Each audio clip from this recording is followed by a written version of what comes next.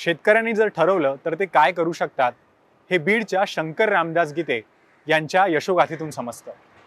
दुष्काळाचा भाग म्हणून ओळख असलेल्या बीडच्या आष्टी तालुक्यातील या युवा शेतकऱ्याने केळीचं पीक घेऊन थेट इराणला निर्यात केलं। पाहूया त्यांचा हा प्रेरणादायी प्रवास।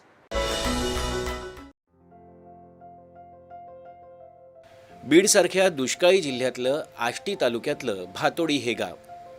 शंकर रामदास गीते हे तिथलेच एक शेतकरी।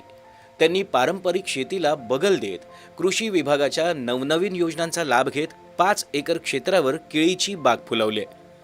अत्यंत कमी कालावधीत केवळ 30% पाण्याचा वापर करून त्यांनी हे पीक घेतले। पाण्याच्या अशा प्रभावी नियोजनासाठी त्यांनी शेततळ्याचा उपयोग करून घेत ठिबक सिंचनाची सोय देखील करून घेतली। त्यासाठी त्यांना सौर योजनेचा मोठा फायदा झालाय। यासाठी त्यांना साधारणतः 5 लाख रुपयांचा खर्च आला असून या खर्चाच्या तुलनेत त्यांनी 25 लाख रुपयांपेक्षा जास्तीचं उत्पन्न मिळवलंय। हा माझा माल इराण देशात एक्सपोर्टला चालला आहे सध्या। मला एक्सपोर्टला पाठवल्यामुळं मला रेट बी चांगला भेटला, माझ्या मनासारखा रेट भेटला। आता ह्या पिकाकडे तसं जर वळायचं म्हणलं तर आपल्या तसं माझं वडील जमीन पारंपरिक शेती करीत होते। उडीद, ज्वारी, गहू, हरभरा ही मी ह्याला न ह्यात जाता मी थोडं बाहेर फिरलो, इकडं तिकडं मित्रांचे सहकार्य घेतलं, कशी शेती करायची काय थोडं त्याचा अनुभव घेतला आणि मला थोडं केळीचं पीक व्यवस्थित वाटलं। कमी दिवसात जास्त पैसे शेतकऱ्याला मिळतात आणि शेतकऱ्यांनी थोडं केळी पिकाकडे थोडं म्हणजे वळायला पाहिजे माझ्या हिशोबाने। पारंपरिक शेती सोडून थोडं फळबागेत त्यांनी यावा।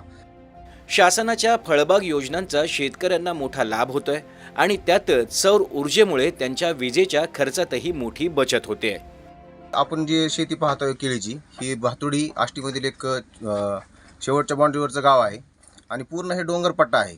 तर ह्या शेतकऱ्यांनी ह्या शेतामध्ये असा नाविन्यपूर्ण प्रयोग केला आहे। पाण्याचं नियोजन अजिबात नव्हतं, पण कृषी विभागाकडून त्यांनी शेततळ्याचा लाभ घेतला। 5 लाखाच्या गुंतवणुकीमध्ये 30 लाख रुपये नफा त्यांना केवळ मिळणार आहे, म्हणजे 25 लाख रुपये त्यांना निव्वळ नफा राहणार आहे। तर माझा सर्व शेतकरी बांधवांना असा सल्ला आहे की पारंपरिक शेतीसोबतच की तुम्ही पारंपरिक शेतीसोबत फळबागेची पण लागवड करून ह्या शेतकऱ्याचा थोडाफार हे करून सारांश घेऊन तुम्ही पण उत्पन्न नक्की कमवू शकता। G9 जातीच्या केळीच्या लागवडीतून गीते यांनी सरासरी 175 टन उत्पादन काढलंय। या केळींची निर्यात इराणमध्ये होत असून त्यांना तिथे चांगलीच मागणी आहे। दूरदर्शन बातम्यांसाठी मनोज सातपुते, बीड।